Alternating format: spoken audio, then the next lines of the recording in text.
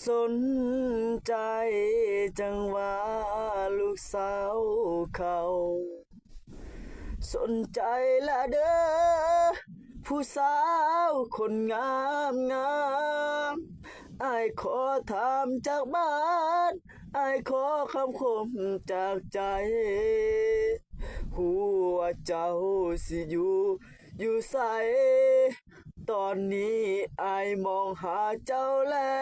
วผู้สาวคนใหม่ผู้สาวงามมาเห็นแล้วบ่อายสุดยอดมากมีแหงจริงๆสุดยอดมากมีจริงๆห้องเพลงมาสุดยอดมากมีจริงๆ